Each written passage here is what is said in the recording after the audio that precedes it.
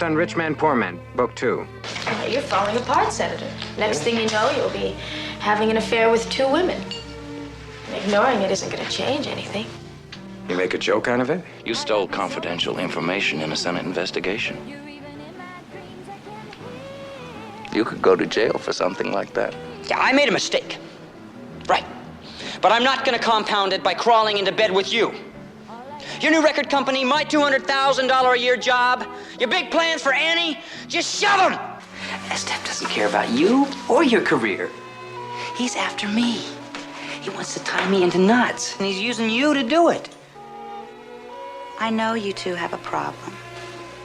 Did he tell you what that problem was? He doesn't like the way you're handling my career. And I gotta say, I'm starting to agree with him. Get up! Stay! You're not died. Just like your daddy did.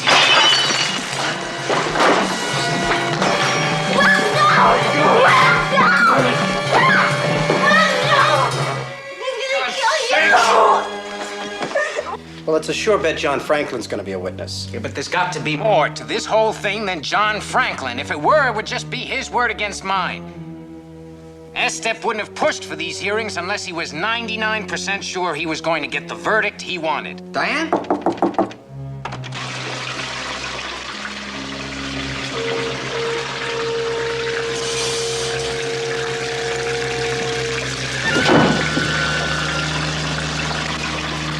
Oh my God. Why'd she do it? I was gonna send her home. And Billy, what the hell am I gonna do? Very well, then. By the power vested in me by the state of Nevada, I now pronounce you man and wife. Maggie. Words out, you need a good mouthpiece.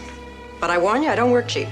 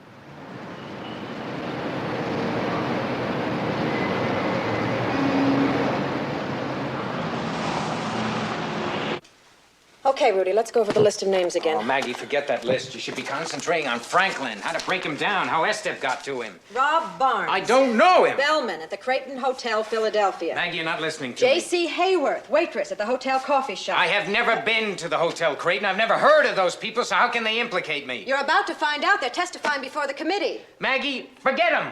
Go after Estep. All right. May I remind you, Senator, and I use that title advisedly since you may not have it much longer, that I am preparing the defense in this case. You're right.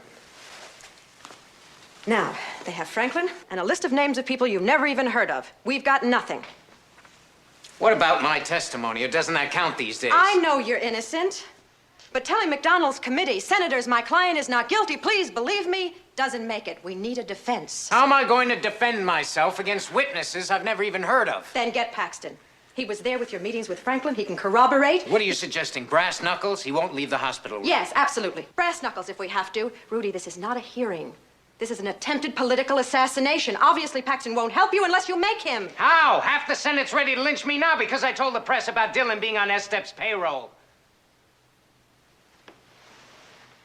Paxton was right. Members of this exclusive club do not publicly embarrass each other. Yes, but they do vote to censure each other, which is what I think we could... Yes. Cheers. No, I'll come out. No. Tell her to come in. On second thought, ask her to come in.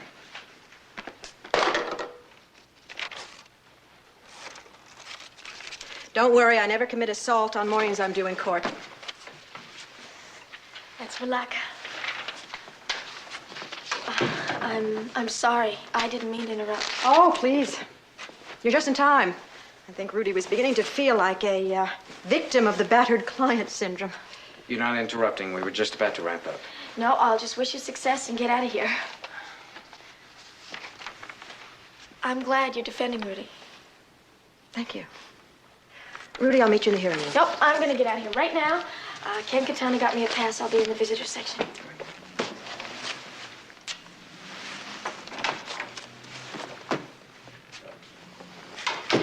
Wow.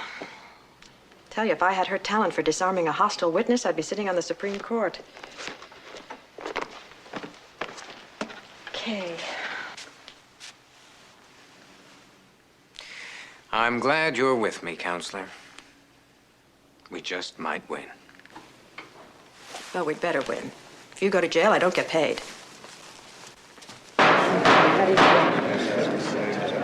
Ladies and gentlemen. Thank you. Ladies and gentlemen, members of the Judicial Subcommittee, we are here for the most disagreeable duty to pass judgment on a fellow member of the United States Senate. As a result of the testimony we are to hear, we will recommend whether Senator Rudy Jordache shall be censured by that body.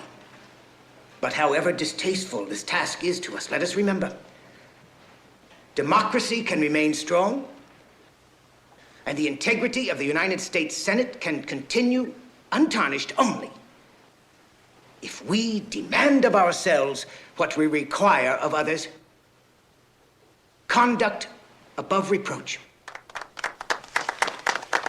Wants to run against Nixon in '72. I think he started campaigning already.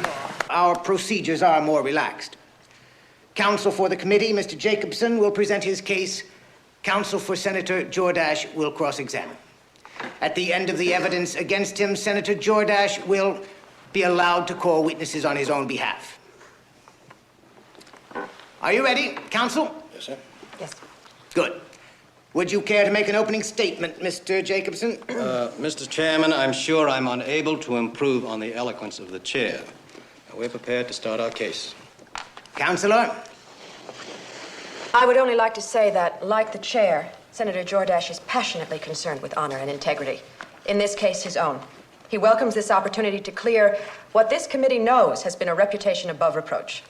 Counselor, I am confident I speak for the entire committee when I say I hope that is exactly what the senator does.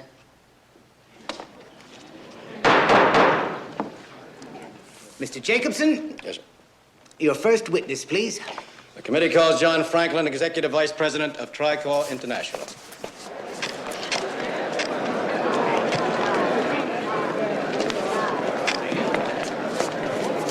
Because I had no choice. Senator Jordache said I would be sent to jail if I did not forge the memos with Charles Estep's name on them. Now, one last question, Mr. Franklin. Where did the meeting between you and Senator Jordache take place? At the Creighton Hotel in Philadelphia. Chairman, no Now further you've got questions. your answer about those mysterious witnesses. Yeah, I think I liked them better when they were still mysteries. Cross-examination, Mrs. Porter. Mr. Franklin, how did Charles Estep force you to change your story? Did he threaten to have you murdered like Sarah Hunt?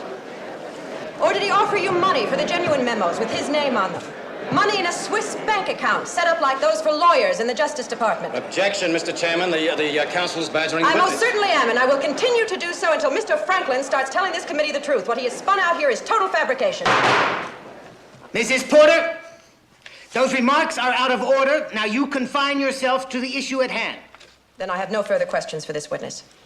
I reserve the right to recall him at such time as I can prove to this committee the extent of this man's perjury.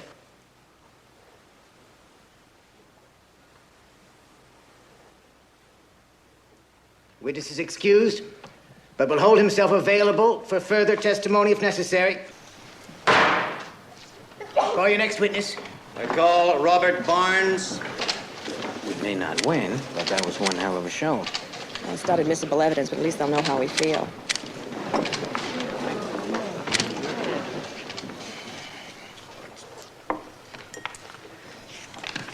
I do solemnly swear that the information I'm about to give is to the best of my knowledge, the truth, the whole truth, and nothing but the truth, so help me God. State your name for the record. Robert G. Barnes. Proceed, counsel. Yes, sir. Mr. Barnes, what is your occupation? Bellman and part-time desk clerk at the Creighton Hotel, Philadelphia.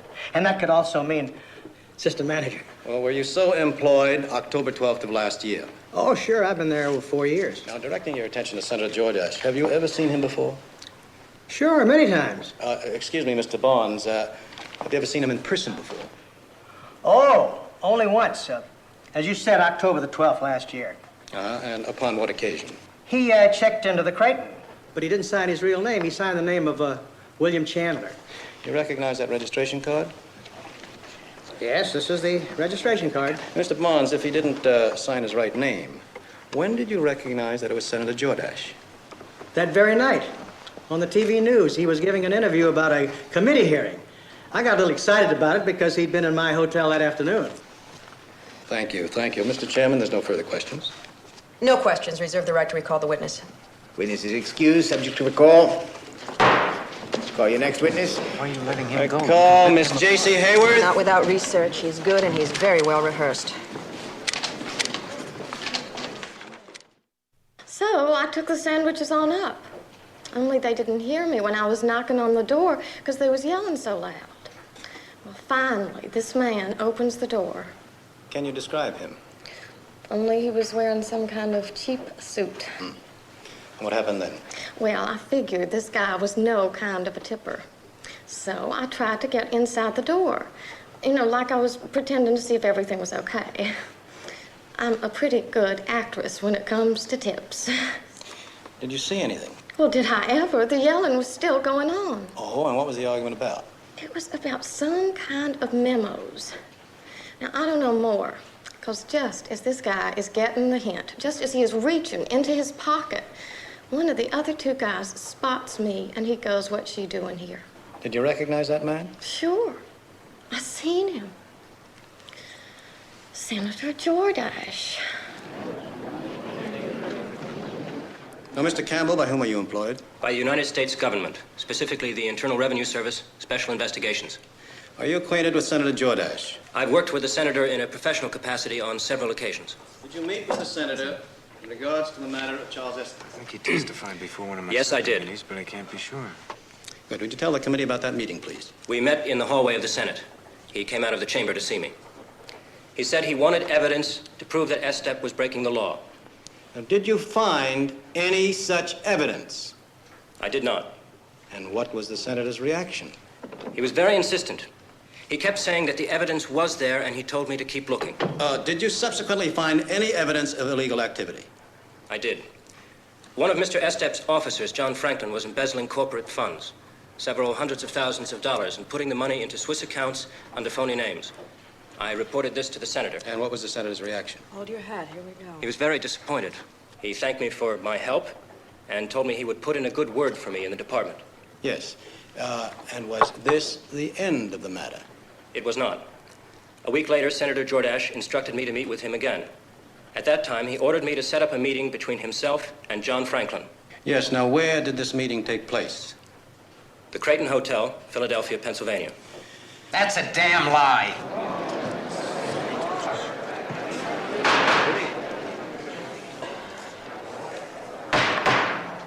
I'm going to request a recess. We need some help. Help? What we need is a miracle. A miracle? No, Rudy. You need 51 miracles. That's how many votes it'll take to defeat that censure motion. I'm not talking votes, Senator. I'm talking about political assassination. S-Step's sending an army of witnesses in front of that committee, all lying through their teeth, and there isn't a single thing I can do to disprove them. You, of all people, know what S-Step's capable of. I need your testimony. We've been over that before. Don't you see? What I see is one of the most respected men in this country hiding in a hospital. I have no choice. One call from S-Step about those illegal campaign contributions I accepted, my career is over. Then fight back. Expose him. The way you have? Then we could have 2 bodies on the funeral pyre. Not if we can prove Rudy! it.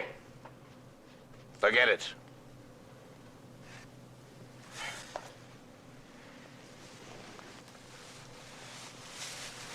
There's something in Washington called the enemies list. I know about it. Well, then you know that it goes all the way to Nixon and the people closest to him. You're on it. They can do anything they want, Rudy, and they want you. Help me. Tell the committee Franklin came to me with those memos. Tell them you heard him say Estep was responsible for Scotty's death. No, I can't. I have to protect my legislation. That legislation is worthless. That legislation is my career. Then your career is worthless. Because if Estep is running this country, what you do in Congress doesn't mean a damn thing. He can throw it out anytime he wants to.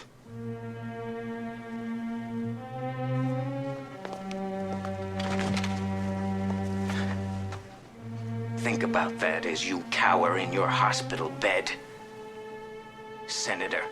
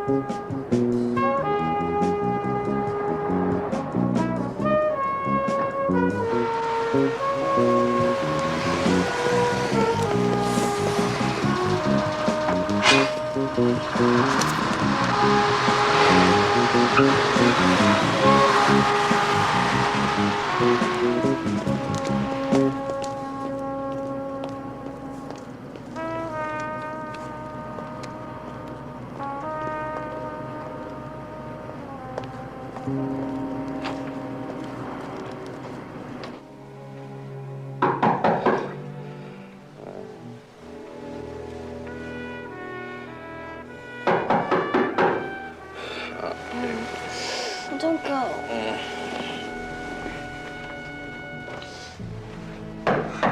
All right.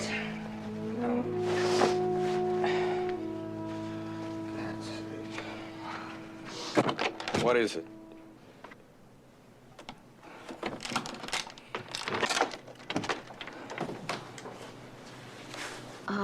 If you'll forgive me for waking you up, I'll buy you breakfast. Or, maybe just some coffee. Who is it?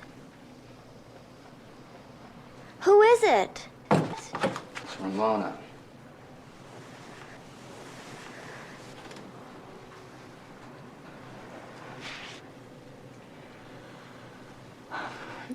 I'm sorry I came by so early, but I thought maybe you'd be going to work.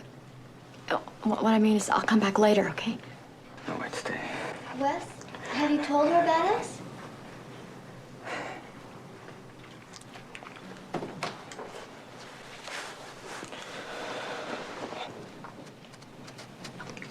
I married her last night.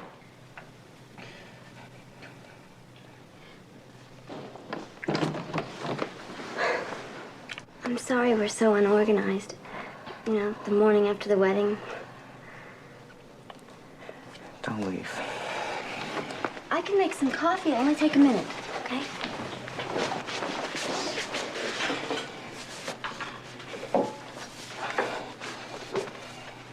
Wes, where are you going? I'll be back.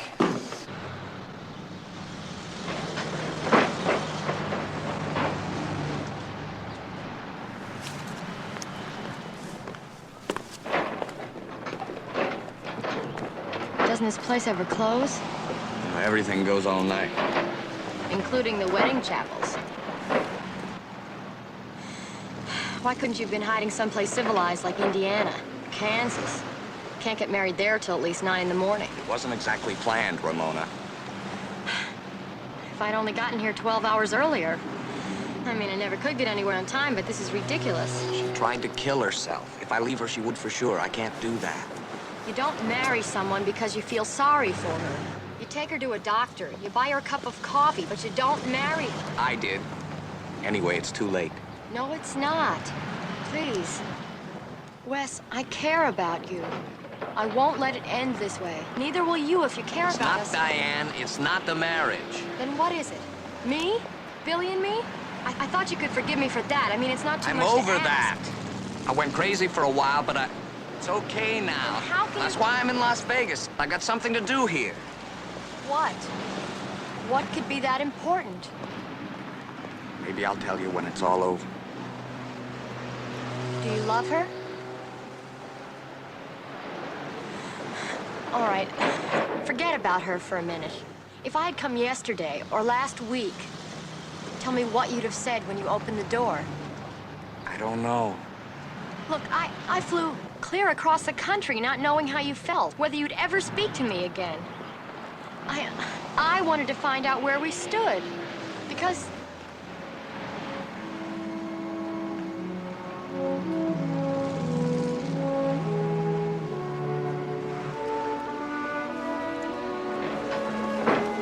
Would have opened the door. Been so glad to see you. Because all the times I tried to call you and didn't. I would have said I love you. And that I wanted us to be together.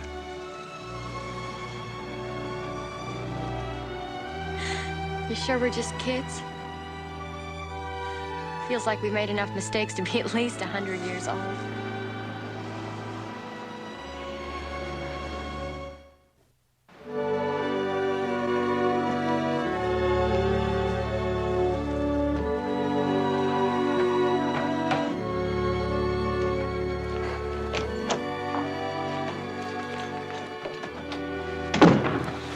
Wes, What? you were gone so long I was worried about you. I took Ramona to the airport. I love you so much. I'm gonna make you so happy. Come on, we got a lot to do. Shopping? No. Moving. Here, take this. Find us another place. But under another name. That man, you think he's gonna come back? I know it. Why, Wes? What does he want? Same thing I want with him. We go back a long way. My father's death. Why don't you go to the police? Police? You think I haven't tried the police? You know what they've done to stop him? Nothing. Yeah, my father murdered. He got 5 years. 5 years for my father's life. Nothing for Roy Dwyer's. If you go after him, he's gonna kill you. He'll try. Look. I'm sorry. I should have told you this before we were married. You're my wife. My responsibility. I want you safe.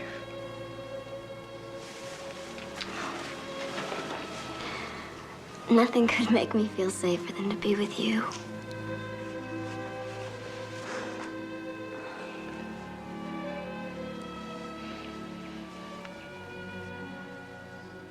You told me it was over. It isn't. I saw the headlines in the lobby. Did you think that I would never find out? What are you talking about? Claire, that's old news. It is not old news. Jorda's censure seems certain. Well, I certainly hope so. And so should you after what he put you through. He's telling the truth. And I know it. I know you had that man in the Union killed. That's ridiculous. I overheard you and Raymond talking one evening. I didn't understand it then, but I do now. Exactly what do you understand? You've been lying to me ever since I came into this country. And you've never stopped lying. I see you clearly now for the first time, and you're nothing like the man I thought you were. Not true. I am exactly the man that you thought I was. Claire, you're getting yourself upset. I am not this Dallas socialite serving coffee at a charity luncheon. She died in Washington during the hearings. You planning to bring up Sarah Hunt's name again? No, I'm not, because she was a symptom of what was wrong between us. It's all the incredible lies. Some of those lies you accepted. You even encouraged. If I hadn't lied for your father, he would be in prison right now. Or worse. Was it out of love for me? Or was it the $6 million he paid you to protect him? Well, I'm beginning to think the only reason you married me was to keep me from ever telling the truth. If you truly believe that, there's no place left for us to go. No, Charles, there isn't. Because I won't live the lie anymore.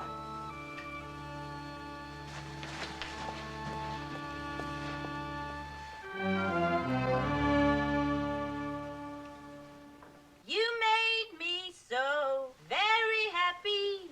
I'm so glad you came into my life. The others were untrue, but when it came to loving you, I'd spend my whole life with you. Then you came. It's unlocked! Came to loving you. I'd spend my whole. Put it any place. Life with you.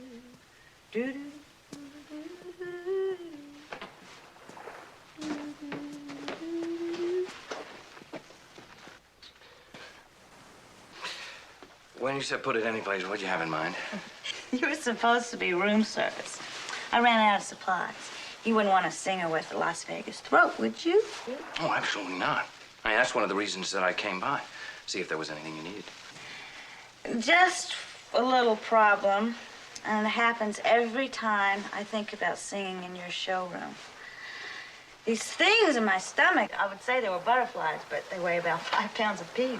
Well, you're lucky that they're only butterflies, huh? With me, it's more like a boa constrictor.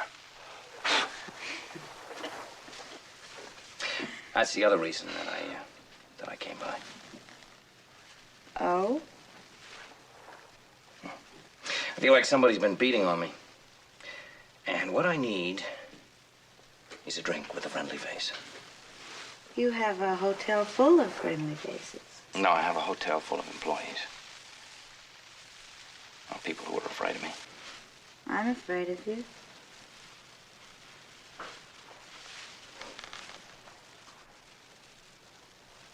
A little. You were speaking about having a drink with a friendly face. Did you ever consider your wife? Well, there was something I left out. I forgot to mention a 16-year marriage that's falling apart. Well, I don't have anything to drink. But if you help me out of this tub, maybe we can think of something else. We will present to this panel a series of character witnesses who will testify not only to Senator Jordash's reputation for honesty, but who will dispel any doubts that... With counsel's permission... Yes. The committee would like to present a witness of its own, someone who just requested permission to testify.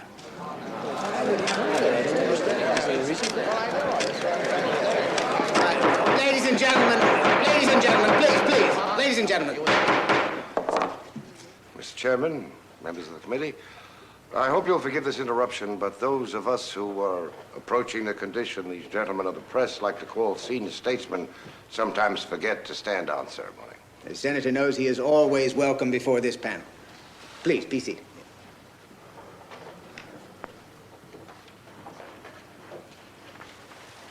And then Franklin told us that Charles Estep had arranged to have the president of the local union murdered.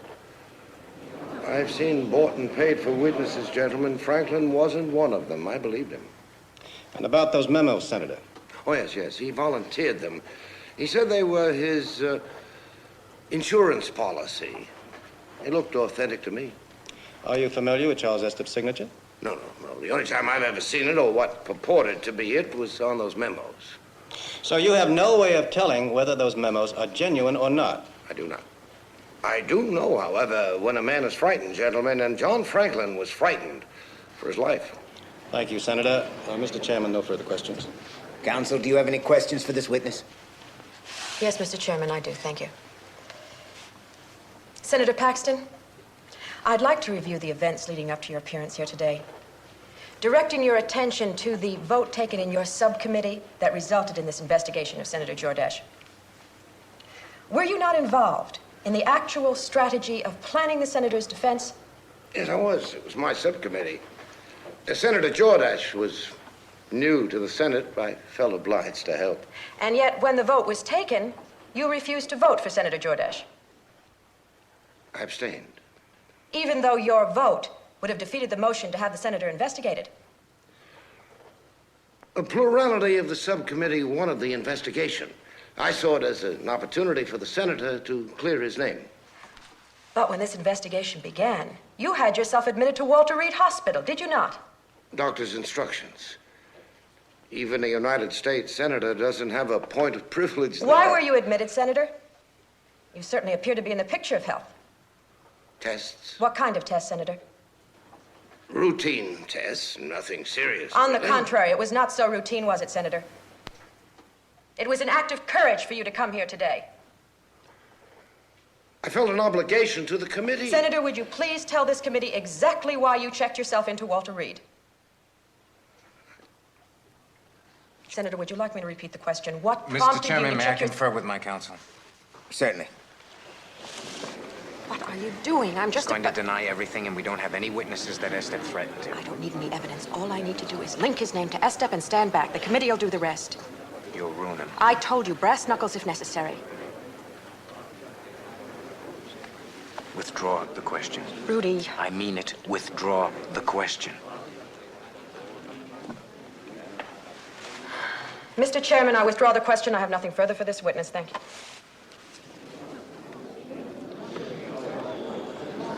And the witness is excused with the profound thanks of the chair. Mr. Chairman, I would also like to express my appreciation to the senator. His is a long and distinguished career, one that can serve as a model to us all. Thank you, Senator. No, Senator. It is I who must thank you.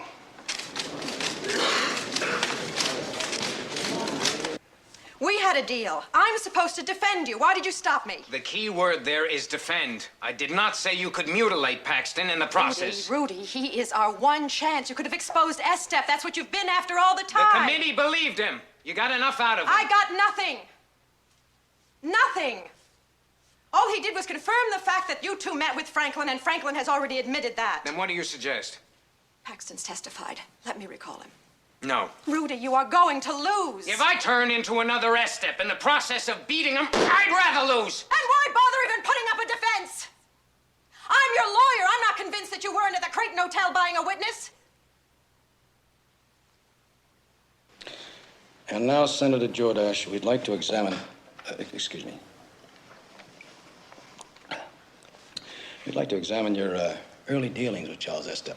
Specifically, the strike at your electronics plant. Now, when did you first meet Charles Estep? I object, Mr. Chairman. This is clearly beyond the scope of this investigation. Well, on the contrary, Mr. Chairman, our position is that the suborning of John Franklin's perjury was one last step in the vendetta staged by Senator Jordache against Charles Estep. Counsel, your objection will be noted. We will allow Mr. Jacobson to proceed, but only on the ground you connect up this testimony. Yes. And, counsel, don't be so emotional. Vendetta is quite a word. Yes, Mr. Chairman. Senator, you want me to repeat the question? No, that won't be necessary. My first encounter with Charles Estep was on a fact-finding mission in Vietnam. While I was there, I learned that certain shipments from my electronics plant were being sabotaged. By Charles Estep? By someone who worked for his company. And was this sabotage committed under the direction of Charles Estep? Yes, although I was unable to prove it. Why would you believe that Charles Estep would sabotage your shipments to Vietnam? It was part of a grand scheme. He wanted my electronics plant. And did he get it, Senator? No, he did not, and I have since divested myself of it. And was that the end of your investigation of Charles Estep? It was not.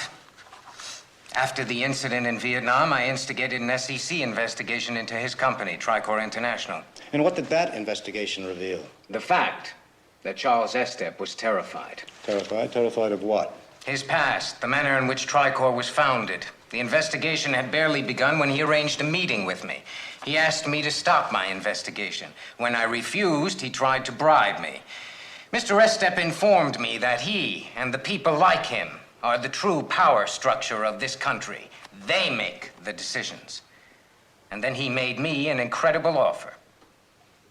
He offered me the presidency of the United States. Would you repeat that, Senator? You heard me correctly, Mr. Chairman. He said that if I would drop my investigation, he would make me the president of the United States. But you declined. You continued your investigation. Yes, I did. And that's why he started the strike against my electronics plant. Because you refused the presidency? No, Mr. Jacobson. Because I refused to drop the investigation. When he couldn't buy me with the presidency, he tried to break me with the strike at my plant. And what did this particular investigation reveal?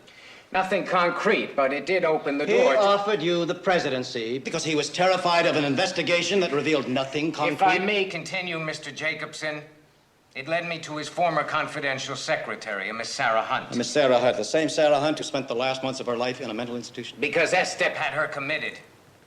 She threatened to expose his bribery of certain Justice Department prosecutors. And when she promised to testify before my committee, he had her killed. The death certificate states that she died of a heart attack. I don't care what the death certificate states. Charles Estep had her murdered. No, Senator, I shudder to ask you this question, but do you have any proof? Damn it, I know!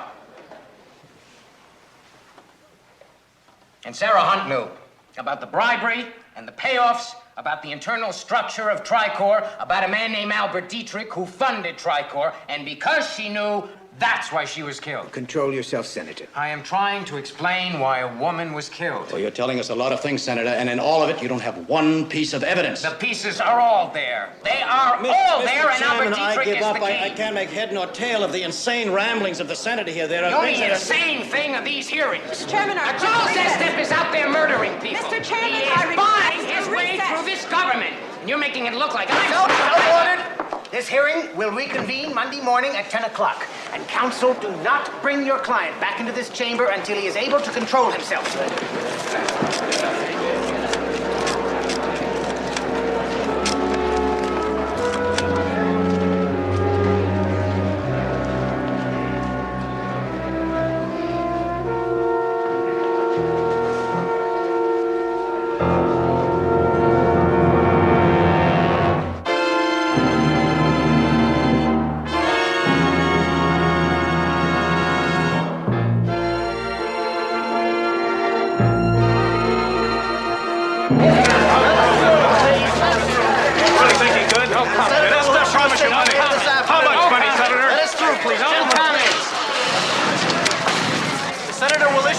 Later this afternoon.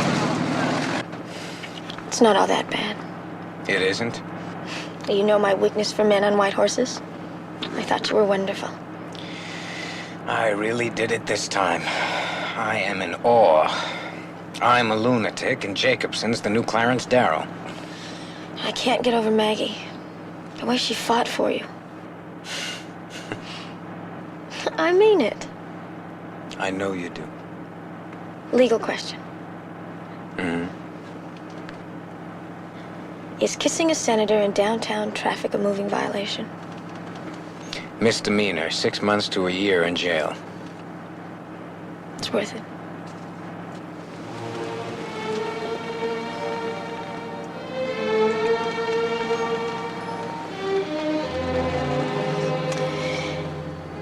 You know, it really is all right. What?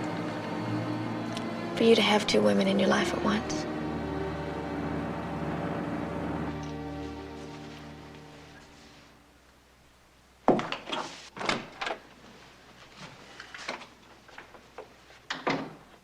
Hey, Billy. I'm glad you came down. I wanted to be here. Looks pretty bad, doesn't it? Well, it's not over yet. Let me get rid of this. Then, let's go out, grab some lunch. Please, Rudy, tell him to wait.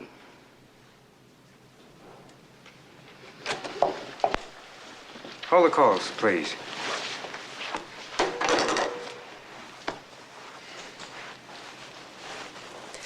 I know how Estep did it. Did what? Got John Franklin's name.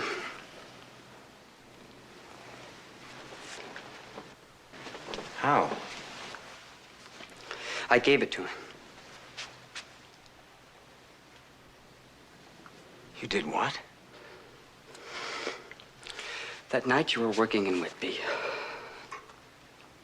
I opened your safe. I found Estep with Franklin's name.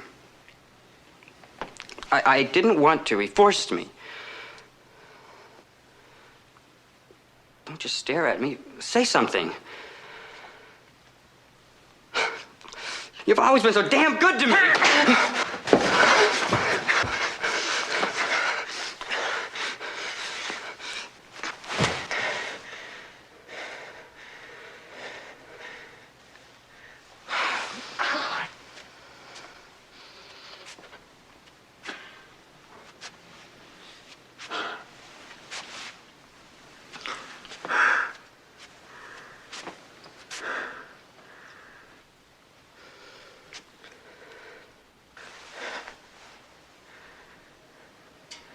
How did he force you? It was Annie. Through the record company. After I bought it, I found out he controlled it. At first, they told me if I made a profit, they'd leave me alone. But then the trouble started. I thought I could fight back. But Annie's career was gone. They stopped distributing her records. And you wouldn't come to me? I tried. But I couldn't. Besides, it wouldn't have changed anything. You just sold me out? He promised me that nothing would happen. That the Senate committee wouldn't matter, that you'd probably be president. You believed him? I... You trusted him? No, I didn't. But I wasn't going to see Annie go down the drain. I love her. I didn't want to see her hurt. Even if it meant hurting you.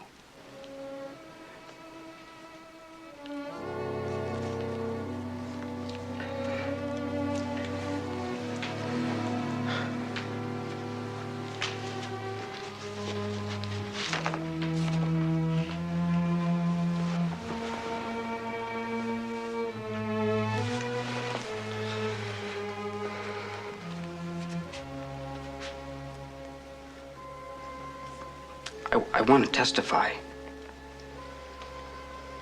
Tell them Estep threatened me, that I gave in, I sold you out. Rudy, please, give me the chance. They'll cut you apart.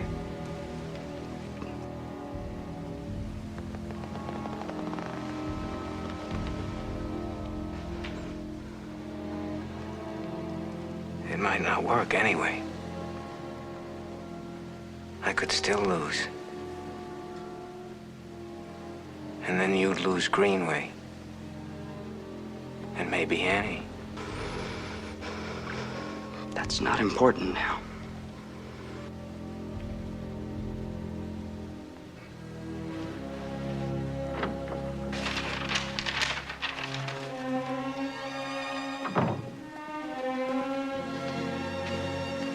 I guess this is called returning to the scene of the crime.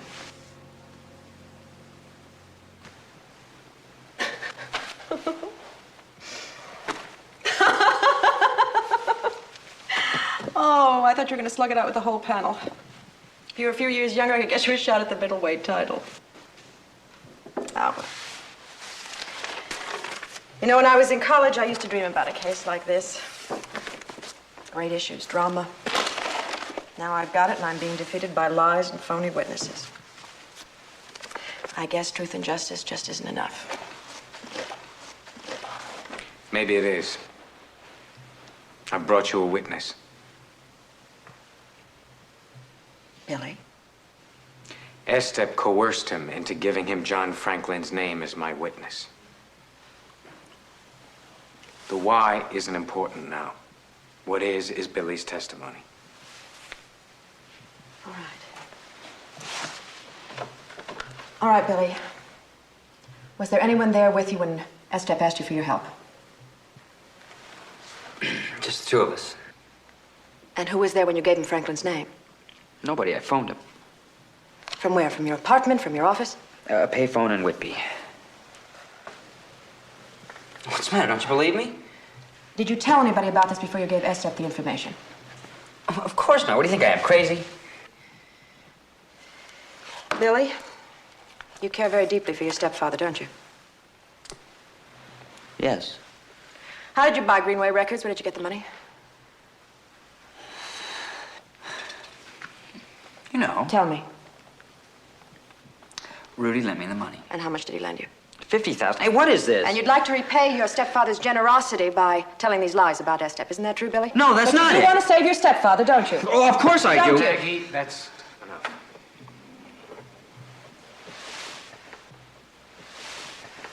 I'm sorry. But that is just a sample of what Jacobson will do. And after today, McDonald will help him. I am telling the truth. In this case, the truth would be a disaster. You can't put him on, Rudy. Well, truth and justice aren't working in this case. How are you in the miracle department, Senator? Because without one, there isn't a damn thing anyone can do to help you.